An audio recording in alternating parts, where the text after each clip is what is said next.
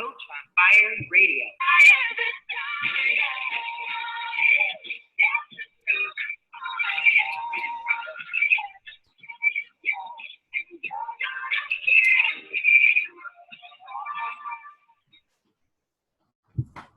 Welcome to Ignite Your Luminescent Life, Intuitive Business Mastery and SaaS with me, your host, Dr. Elena Estanol. And I'm super excited and honored to have Tiamo joining me for our radio show today. So welcome, Tiamo. I'm so honored to have you here. Thank you. I'm really excited for what's about to happen.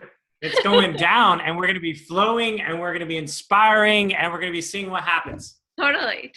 So, I want to tell a little bit about you because you are this just incredible, transformational speaker, singer, songwriter who, you were just recently awarded that LA Music Award of the Singer Songwriter of the Year. That's a pretty cool thing, right? And you have spoken in stages all over the place, and and now I know that when I mention your name, people are like, oh my gosh, yes, I've seen him at Bolvera and I've seen him here and there. And so I'm just super, super honored to have you here.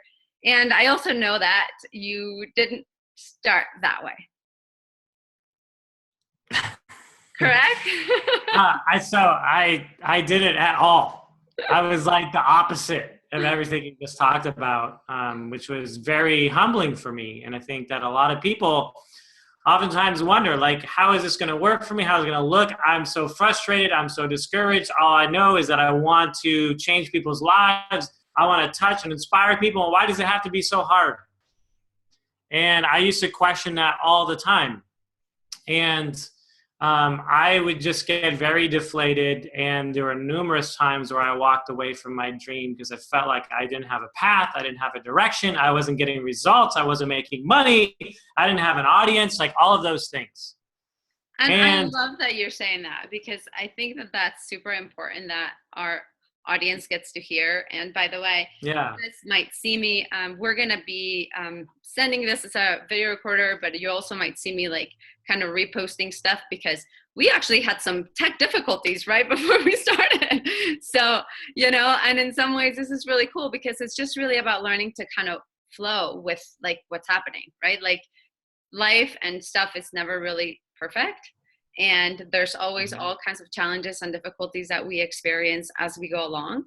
And so, so I love that you're sharing this piece because I feel that's one of the things that is the most inspiring, I think, for most people when we hear here's where I started. And there's also a piece of you that I love, and that I don't know how much you talk about.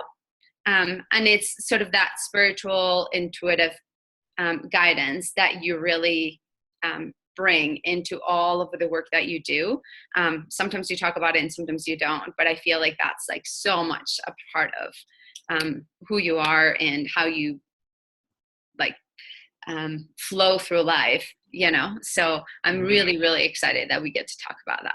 So why don't you tell us, how did it all started? Was it the dream to be a musician? Was the dream to be a speaker? Where did that start? So the dream actually started with being an author. Okay. Because my first love is writing. Mm-hmm. And so I started writing this book called Imagination, which was about the world starting over again and what our society would look like. And I was having a really hard time pitching my manuscript to all these big publishers. And eventually I got so discouraged that I just stopped writing the book. I think I was maybe halfway in, and I was sending it everywhere. And I just felt like I wasn't getting the response that I thought I was going to get. Probably sounds familiar to a lot of people. I'm just going to write a book and it's going to become a best-selling book. And then I'm going to travel the world talking about it. Uh-huh. So I knew I had these insights and things that I wanted to share with the world.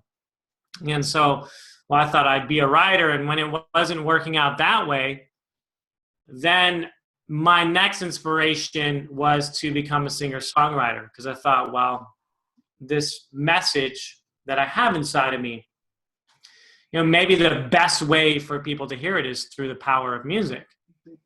And I also felt like I had this music inside of me too that needed to come out. And so I combined music with message and became a singer-songwriter. And after my first experience doing my first show, I only knew one song. I wrote a song and I didn't know any others.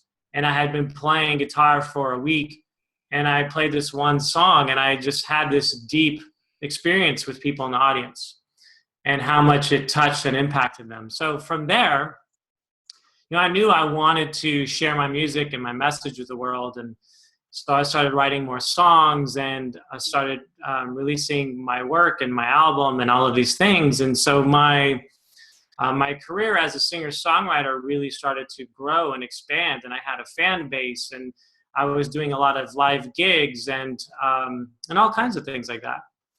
And so that's really how it grew for me. And over time, even though I was having a lot of album sales and thousands of people in my fan club and lots of great turnout to my shows and things like that, it became very overwhelming to me, because as it was growing, I was still the artist, but I was also the manager, and I was the agent, and I was the publicist, and I was all those things. And like the 10 hands, right? Yeah, totally like that. And it became particularly more difficult the more my music and my business was growing, and I wasn't dealing with it well on the back end. And over time, there were less and less people coming to my shows.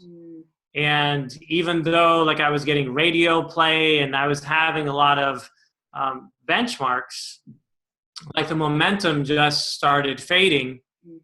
And it was just like there were so many other musicians that were all trying to do the same thing. And, even though my music had a message to it and it was really positive and uplifting, I just felt like I was in this sea of other music artists. And it became especially difficult to stand out. And, over time, I had just some experiences that I was really challenged with and really faced with. And then I made this really powerful decision, which was that the bars and the clubs and the coffee shops and the hotels and things like that where I was normally performing at were no longer serving me. Why? Because I felt like I wasn't getting paid what I was truly worth. And it was really hard to make a living from that. And I had to do so much work to get all these fans and audiences to my show that by the time I got to my show, I was exhausted, especially from doing all my own self-promotion and marketing and everything else. And during that, you're talking about you having shows purely as a singer-songwriter, correct? Or were these? Yes. Okay, yeah. And I just wanted to kind of clarify that, because I think that, as I'm listening to you, I'm kind of equating that to some of the coaches that you both you and I work with, where they start kind of trading the time for money, right? So that could be kind of parallel to what you were doing in terms of the concerts and just the music part. Yeah, and so I really bought into the concept that playing for free is good for exposure. Mm-hmm. Mm-hmm. And it wasn't for me. I mean, I believe to a certain extent that it is, but at a certain point, you have to start charging. And I was getting paid, and I would have private concerts and things like that, but I wasn't getting paid my value. And so the big decision I made was that I was no longer going to perform at these venues. Mm. And that was scary for me, because for years, that's all I knew how to do. And so I thought, well, if I want to step into this world of prosperity, I can't have one foot in the scarcity world, which is like the starving artist world, and then another foot into the abundant, prosperous world. Like you can't do both at the same time.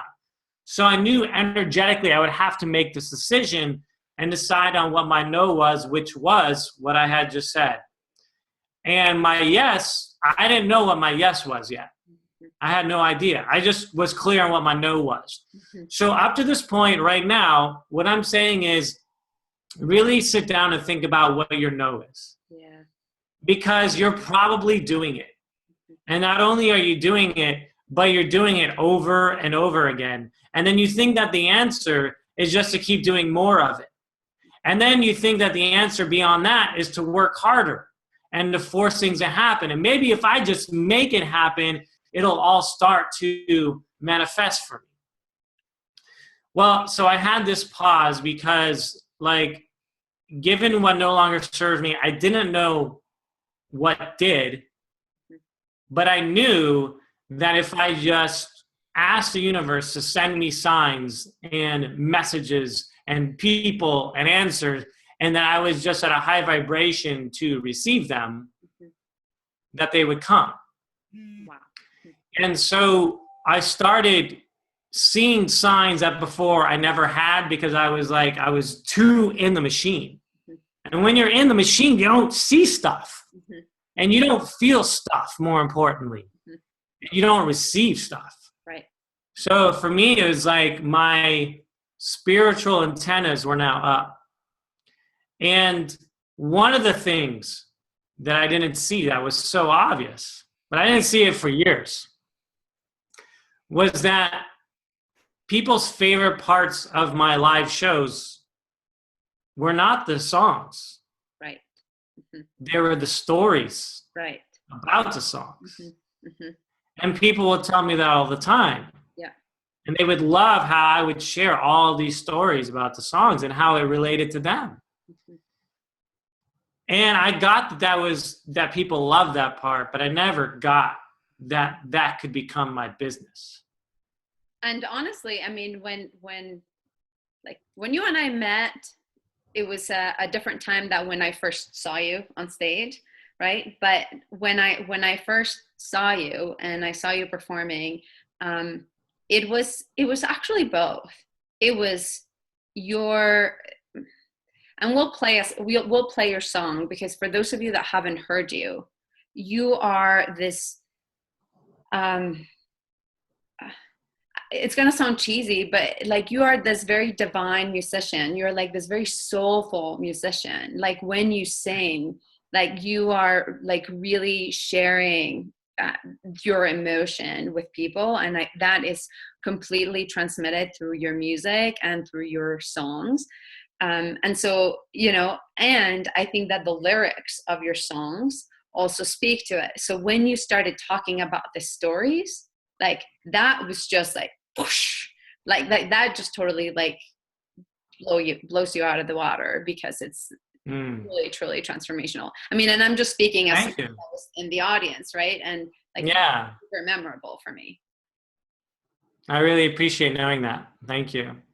And that's really where the magic is. And to me, it just felt so simple that I couldn't see it. Because I felt like to have success, like it has to be hard. And I have to deliver all this amazing, new, cutting edge content, or like whatever, however people view that. But I really started thinking about like, where could I perform where I would be in front of an instant sold out crowd, because I no longer wanted to do the work of getting people there.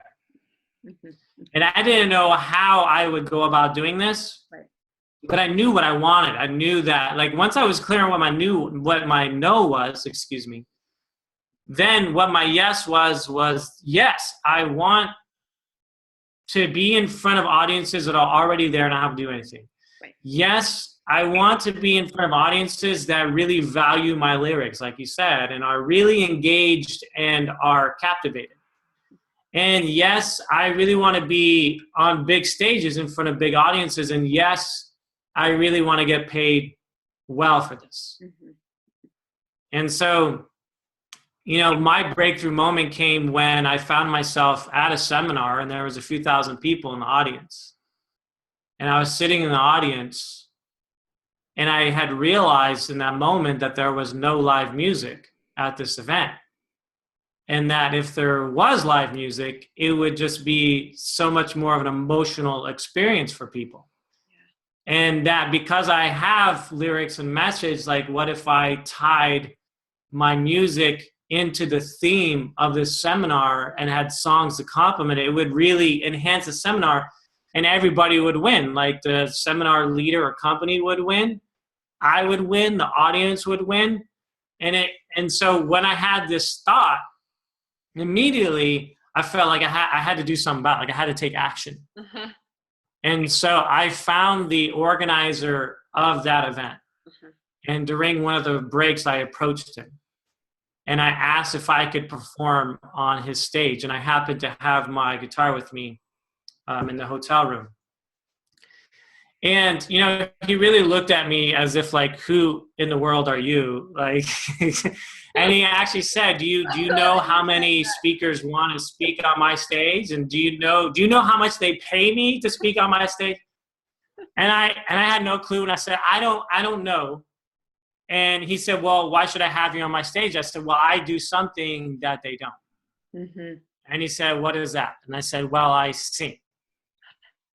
And he said, okay, well, tell me more. And I said, well, I tell stories. I tell really inspiring stories. And then I sing original songs. And I would love to do that for your audience right now. So he asked me to sing the songs. I said, hold on. And so I ended up getting my guitar. And I came back. And I literally, like, I didn't just jump into the song. I told him the story. Like, he was my audience. Mm-hmm. Awesome. I told him the story, and then I got the guitar out and I sang the song. And then he said, can you be on stage after lunch? So and what did I say? That same day. Yes. Like that same day. Oh, yeah. Like an hour later. That's awesome. So he said, can you be on after lunch? And then after lunch, there I was on stage. And I remember like being in front of the microphone and the whole audience coming in. That's awesome. And then they said, everyone, we have a very pleasant surprise for you today. And then they gave me, like, I had enough time to tell my story on stage. So I told the story and then I sang the song and I got everybody up and dancing and like the whole place was just going crazy. And like, what an amazing way to bring people back from lunch. So it was super energizing, and then the message just happened to perfectly fit in with the overall theme of the seminar, and it was really a highlight for people. That's awesome. And you used the word earlier, which was memorable. Like it became something very memorable from the event. Now, as I was sitting there singing on stage and playing my guitar, like what happens is people don't know what's going on in my mind. Right. Because I will literally be performing, but I'll be thinking about all kinds of stuff. And I'll be in the moment and I'll be like looking at the audience and making eye contact with people. But like the big thought that came through as I was in the middle of singing was, oh my God, I just found my niche. And I realized that there are a few thousand people here. Totally sold out, huge seminar room. And I didn't have to do anything to bring them there. Mm-hmm. And I bet that I could do this on lots of stages and get paid not from individual venue owners' budgets, which is basically nothing. And I wouldn't have to chase money anymore, but I could go to seminar companies and leaders where they actually had budgets for their events and they could pay me. And not only could I do this at seminars, but I could do it at corporations and I could do it at colleges and high schools and conferences and conventions, right? And then this whole world opened up for me.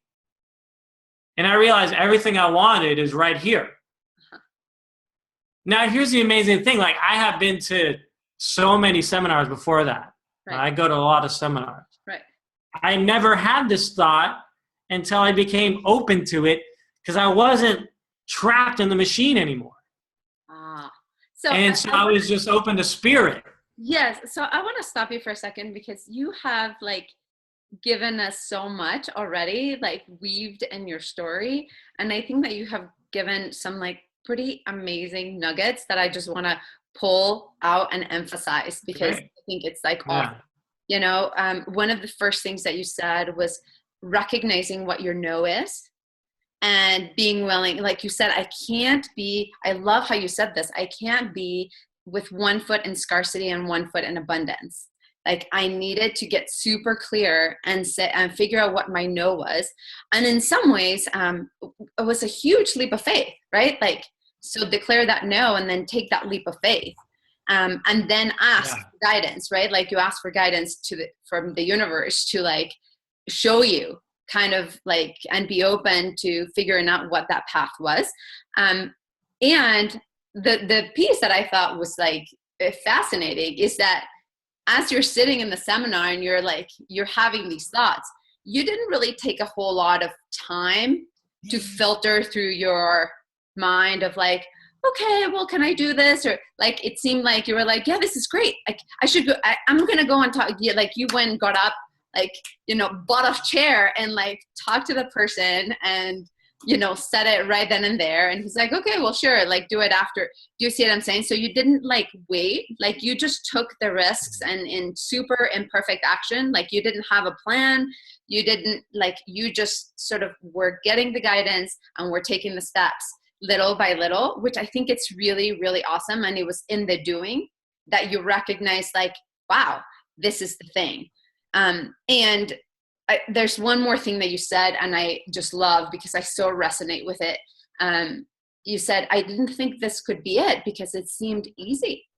Like, I think that so many of us undervalue and underappreciate our gifts because they're the things that come the most easy to us. And we think that probably everybody else knows this, probably everybody can do this.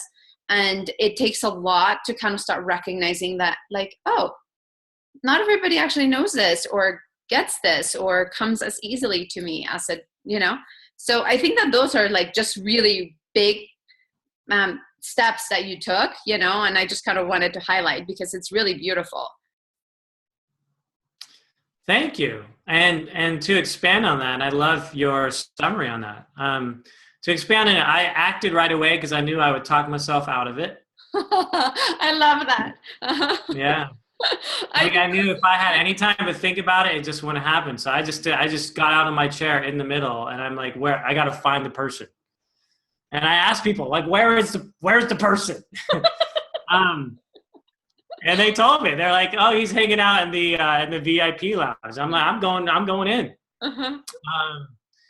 And then, you know, the other thing is the ease and the flow and the joy, like follow the fun, follow the ease, follow the flow, because that's where it is. Yeah. And we don't want to do that because we just keep doing more of what we think in our head is going to work and make us money.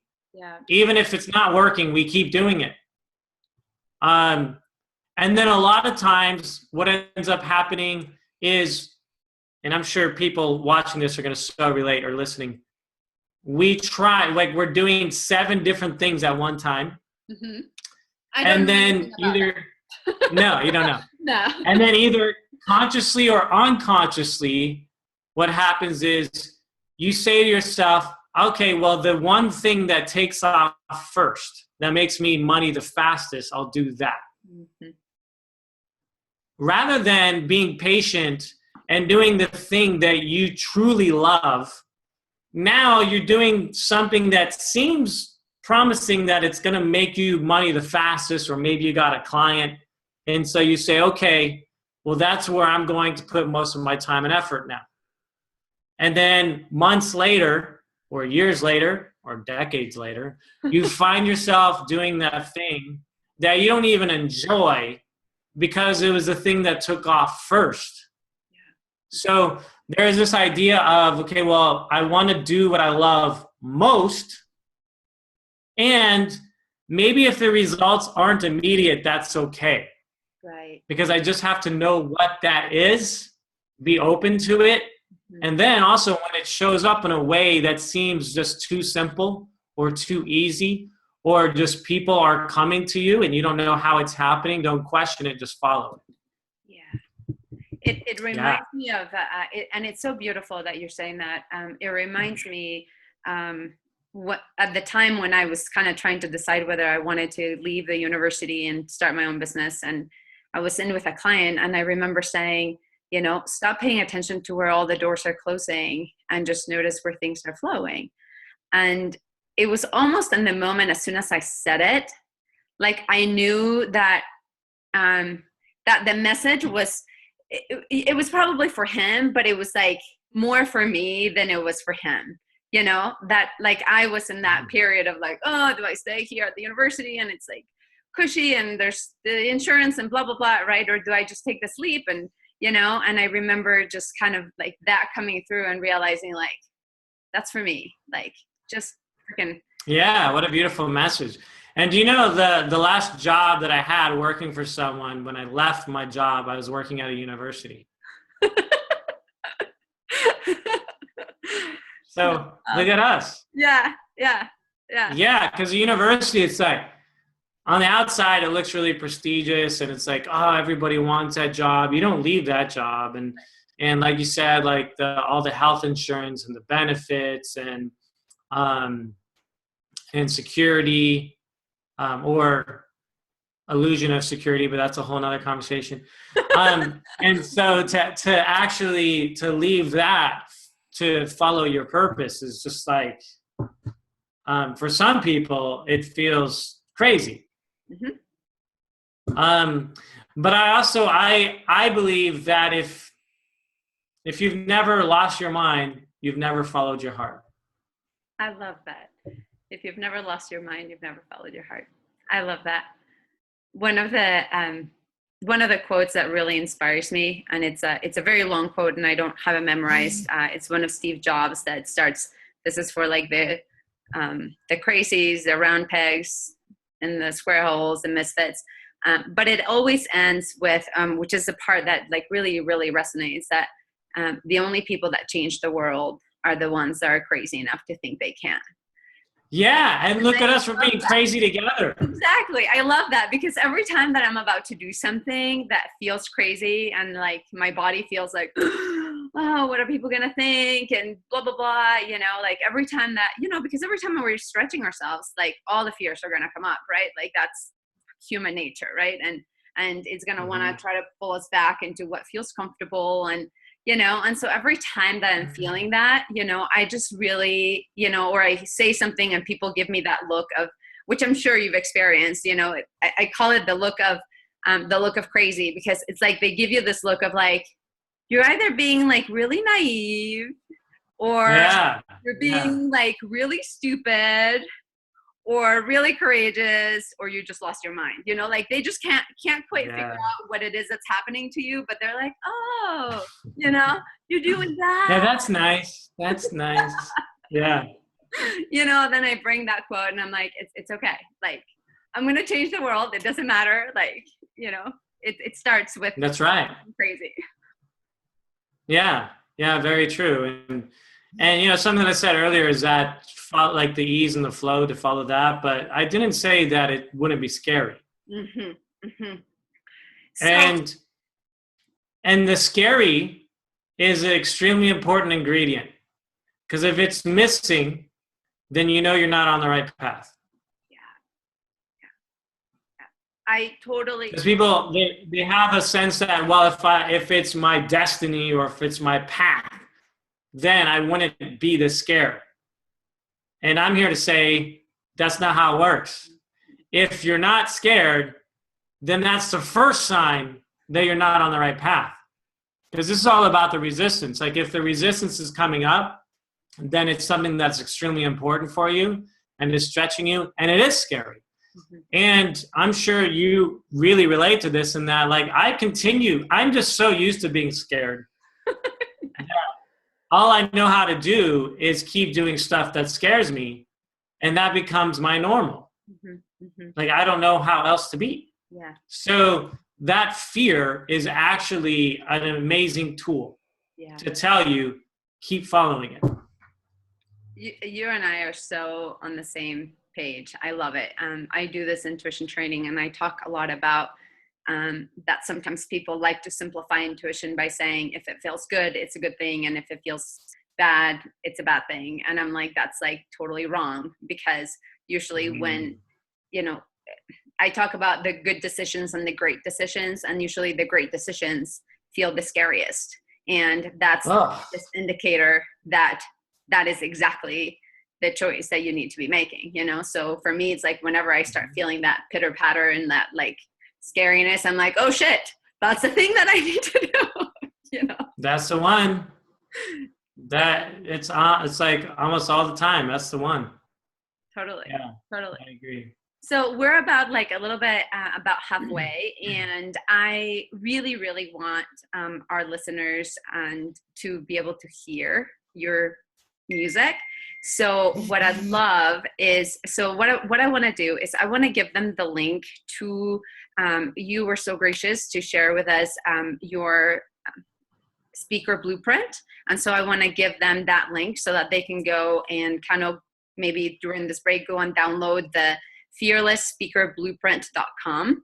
And that is basically where they're going to get your speaker blueprint, which I think it's really fantastic. So it's fearlessspeakerblueprint.com, and that's all one word.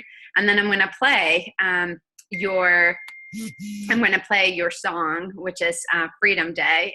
Is this your favorite song?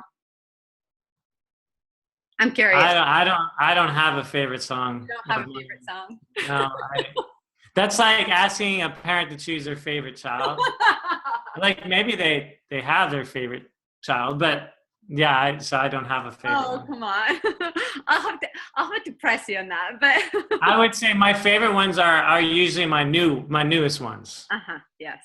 Yeah, those are the ones I'm most excited about playing. But the song that you're gonna play just really ties in with my standout story, which we didn't have time for me to go into, but it's like I tell that story and then I sing the song for it. And it especially relates to a lot of entrepreneurial audiences. That's why I called it Freedom Day, because it was about when I left my job for my dream. Yeah. Which you were telling us a little bit. And I'm happy to so I'll play. And maybe I'll just play a little segment so that then you can kind of decide, do you want to, go and tell us more of your story, or do you want to kind of tell us a little bit more about like how to, what is it, all the things that you're doing for people and how you're helping them and that kind of thing. So of course. Okay. So we're going to play. I'll bend, but I won't break, 'cause I'm much stronger than anything that tries to buckle my resiliency. So I'll unpack myself and let my soul finally breathe. The fresh air of freedom, the liberation of me.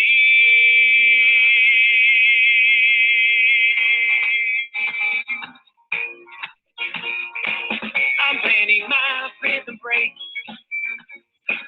In broad daylight, I'm not afraid. My fears have held me in captivity, but now I want the world to see the real me. I'll step in my empowered shoes. Walk on air if I choose. I'm leaving the shell of who I used to be and taking control of my destiny. Time to get out of my own way. My freedom day is here. My freedom day is here. Like an eagle wild and dancing. My freedom day is here. My freedom day is here. I'm gonna take a leap of faith. My freedom day is here. My freedom day is here.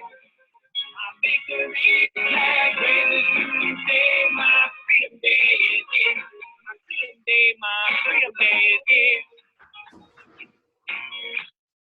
So I'm gonna stop even though I didn't want to, because it's like so beautiful, and like I'm like, oh, it just makes me want to dance. Yeah. Well, thank you. It's just so beautiful. And yeah, I mean, I love your music. I don't know how many of our listeners know this, but I will share this little tiny story of like, I watched you at Bell Baron, and I was just so moved by your music, and I just, like I said, I just wanted to dance to it. And so, I went and choreographed this piece because I'm an aerial dancer, and that was just so beautiful. And so it was just, I mean, just the synchronicity of just how we've met, and, me being able to go back and share with your audience about, being able to do my aerial dance and speaking, and you inspiring me to do more of that has been like really, really transformational. And so I just wanted to, acknowledge you for that, because I think that there's a lot that any of us do, and that we make a huge impact in people and we don't even know it. Right? Yeah. Yeah, that's right. Well, Yeah. Thank you. Yeah. And, you really touched upon something that's important, because I could see where we've talked about the singer-songwriter side of me, and then people say, well, I don't understand how that integrates speaking. Like, because you gave people my speaker blueprint. It's like, well, we were talking about the music thing, and then how does it become the speaker thing? Right. And really, because you and I have had multiple conversations about this, but what it comes down to is giving people permission to combine creativity with speaking. So for me, it was like when I was telling my stories from stage and combining that with my music, the stories became the speaking. Mm-hmm. So it wasn't like I started the other way around and started teaching all this amazing content and then I told stories, but actually speakers are storytellers. So, and with you, like you talked about with your aerial dancing, with me and my music, what we're doing is we're combining performance art with speaking, which makes it even more powerful. And so there's just this, like, through artistry, it opens up people's hearts. Like when I sing for people, that does something that my speaking can't do. Yet my speaking can do things that my music can't do. Right. And so then combining both is an amazing thing. Now, so if there's any artists that are listening and watching this, we want you to know that actually combining the art with the speaking is really an incredible, not only experience for the audience, but makes you so much more marketable too. And then if you're an aspiring speaker, but maybe you're not an artist and you don't have a performance art, then the art becomes the art of your story. Right. And the art of your story is what then like allows you to become a great speaker, because when you think of the best speakers aren't teaching you all this stuff that you're not going to even remember anyway. They're just going to remember your story. Right. Yeah. And I love that, because as you were saying, if you don't have a performance art, which I think that there's a lot of people that actually don't give themselves permission to do their art. They are artists and they're artistic. They just don't give themselves permission, or it's like this hidden thing, or this, oh, that's my hobby, right? Instead of that's what I do when no one's watching, or that's my thing on the side. Like, you do aerial dancing, I mean, so whether you're a painter, I mean, I know artists who paint and speak at the same time, and they get paid to do keynotes for that. Yeah. They dance and speak at the same time. They do comedy and speak at the same time. They do poetry and speak at the same time. I do live music and speak at the same time. And I can actually get paid more for it because I'm providing the entertainment, the inspiration, the art, and the speaking, right? So we're at an advantage here. Totally. And I love it that you said it, but if you don't have an art, it's your story. Because what was coming to me is that as artists, we see the world through story. Yeah. Like very true. That's part of, and I think that all of us as human beings have that capability. Like we connect through story.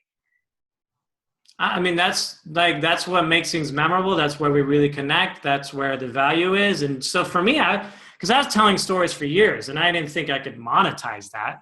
Why? Because again, it sounded too easy. Like I've been telling stories with the guitar in my lap. However, the stories is what will get you booked. Right. Yeah. So I want to repeat that. The stories are what will get you booked. I always teach my clients the stories are also what will give you clients, because it is your story that will attract people to you.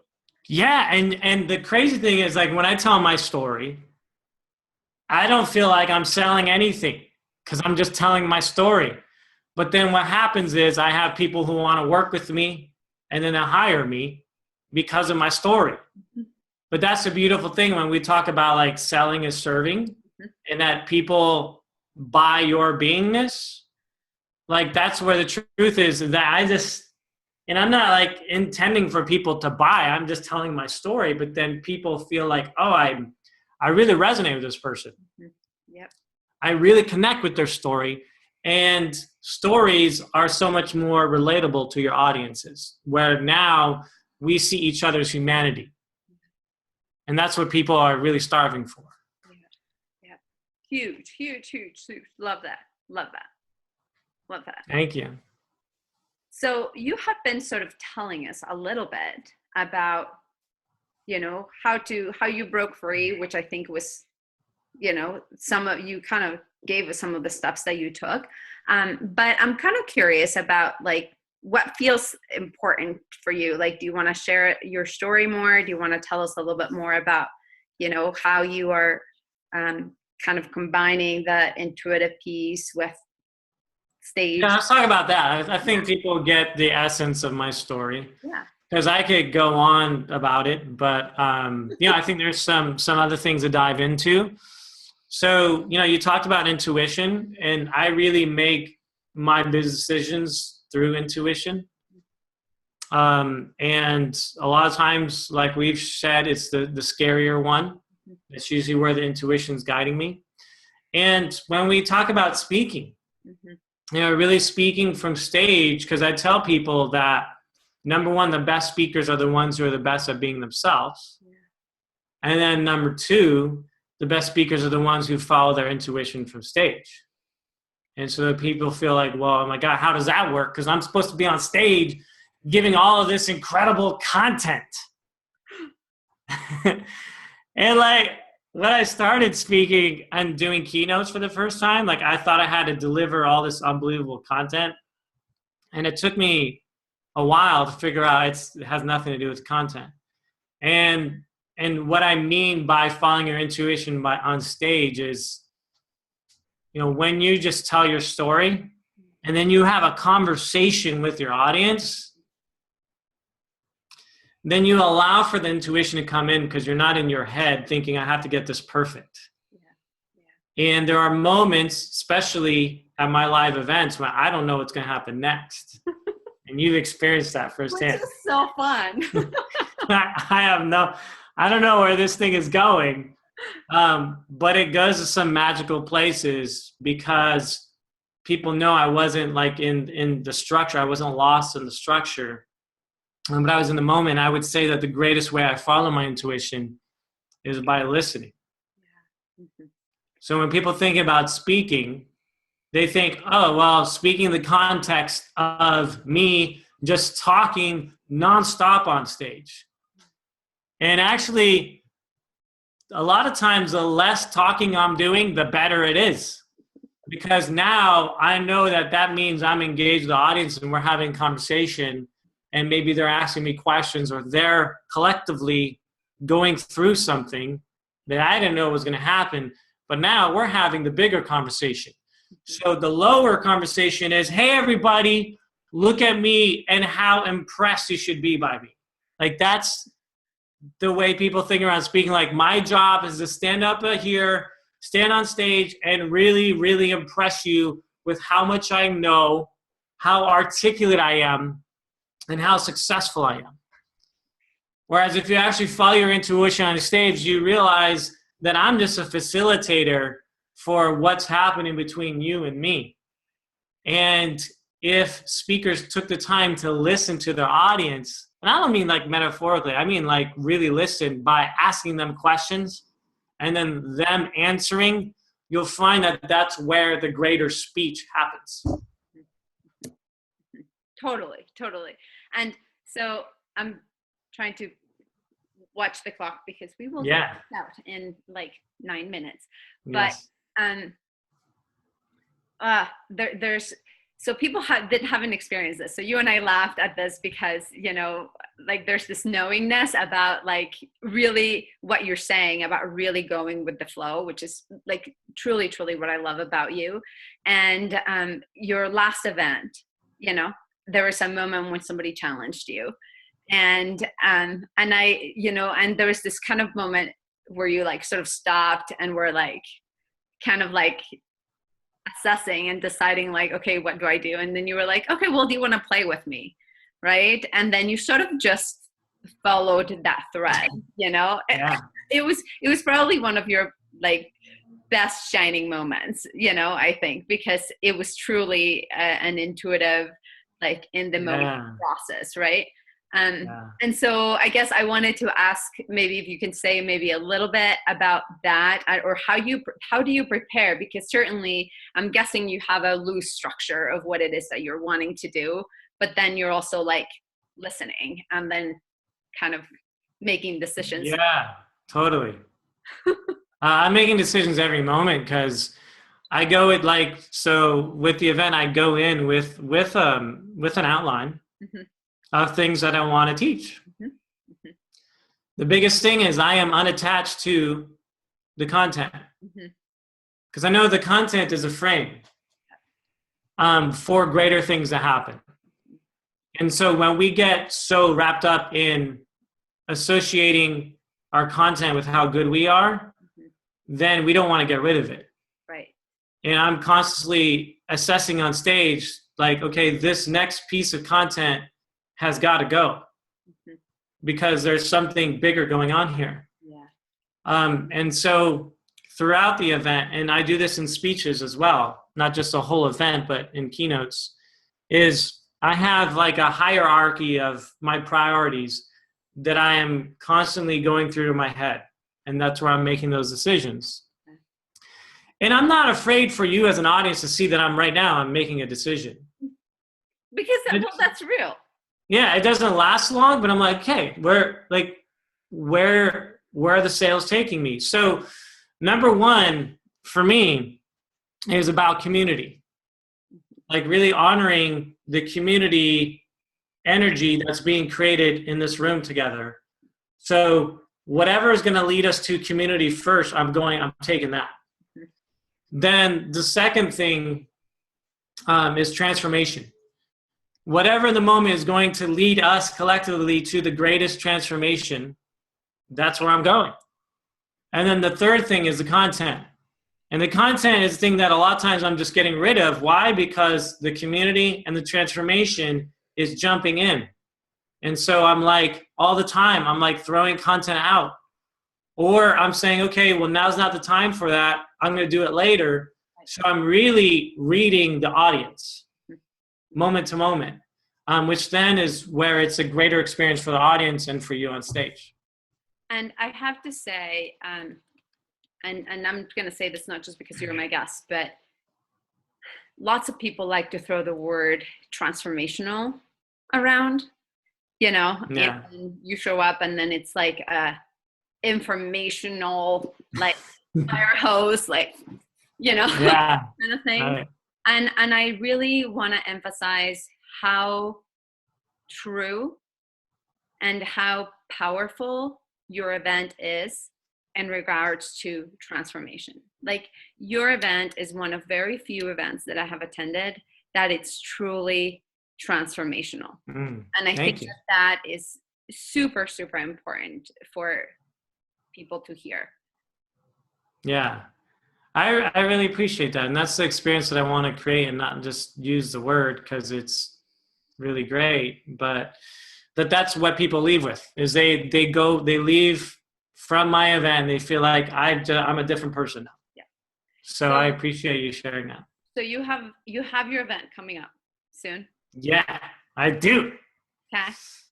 Yeah, so the event that we've been talking about is called Fearless Speaker Emergence.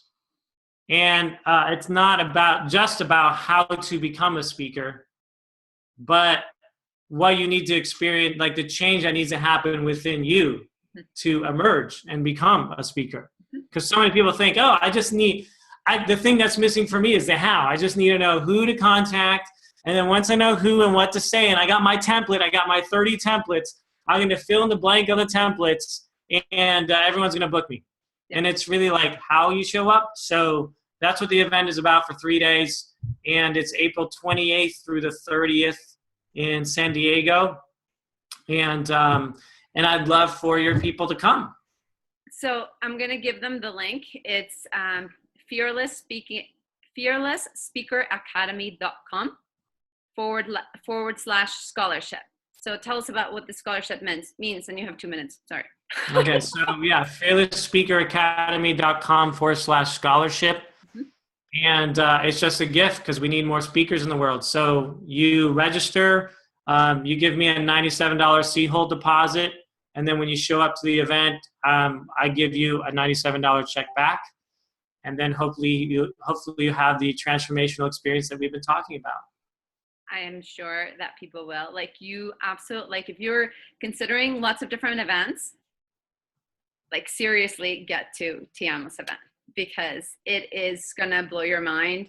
It is truly, truly transformational. It is fun. You connect with people, and you will get to have all of the ideas of how else you can actually deliver your message in the world. So get to it. fearlessspeakeracademy.com / scholarship.